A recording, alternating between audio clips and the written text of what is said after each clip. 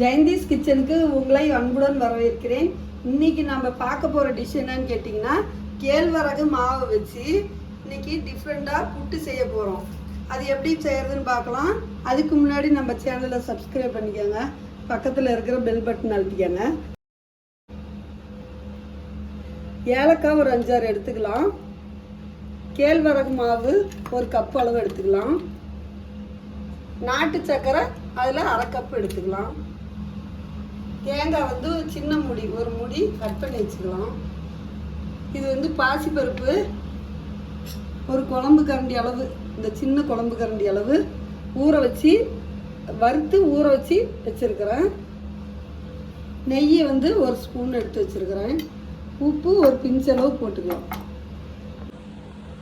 ஒரு பவுல் எடுத்துக்கிட்டு ஃபஸ்ட்டு கேழ்வரகு மாவை இதில் போட்டுக்கலாம். உப்பு ஒரு பிஞ்சளவு இதில் போட்டு கொஞ்சம் தண்ணி தெளித்து பசரிக்கும்.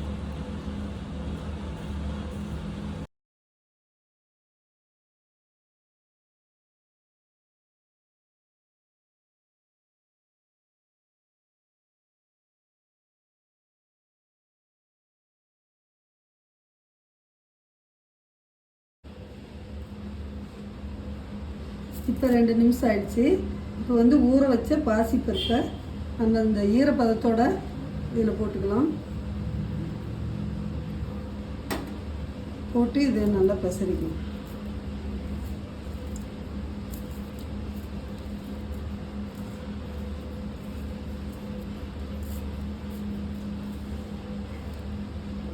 இது மிக்ஸி ஜாரில் போட்டு இந்த கட்டி இல்லாமல் நல்லா இதில் ஒரு மிக்ஸியில் ஒரே ஒரு நிமிஷம் போட்டு எடுத்துடலாம்.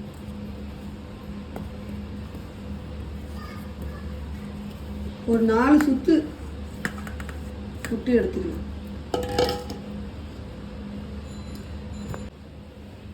இப்போ மிக்சியில் போட்டு ஒரு 4 சுற்று விட்டாச்சு. பாருங்கள், இந்த பாசி பருப்புலாம் 1-2 உடஞ்சிரும். இப்போ இட்லி பானையை எடுத்து வச்சுக்கலாம். அடுப்பை பற்ற வச்சு இட்லி பானை வச்சாச்சு. நம்ம இது மேலே துணி போட்டு ஈர துணி போட்டு இதிலெல்லாம் போட்டு வச்சுக்கலாம்.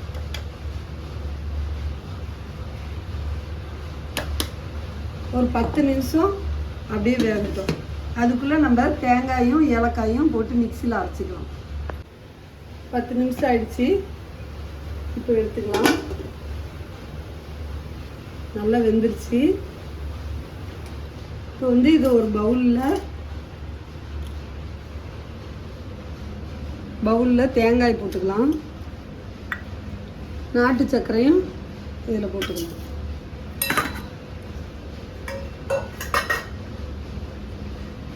இப்போ கேழ்வரகு மாவை எடுத்து அதில் போட்டுக்கலாம்.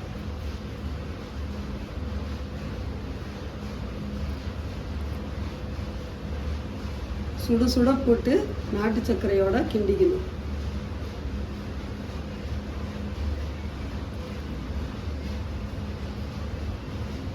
நெய் இல்லை ஒரு ஸ்பூன் அதுலேயே போட்டு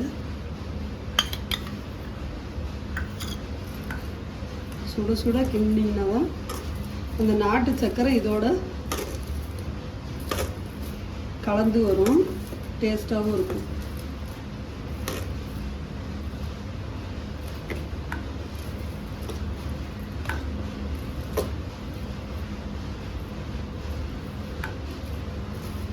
இதுமாரி நம்ம ரவாயிலையும் செஞ்சுக்கலாம்.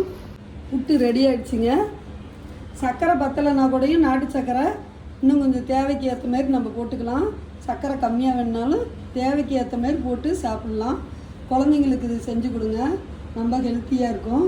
நம்ம சேனல் பிடிச்சிருந்தா லைக் பண்ணுங்கள், ஷேர் பண்ணுங்கள், சப்ஸ்கிரைப் பண்ணுங்கள்.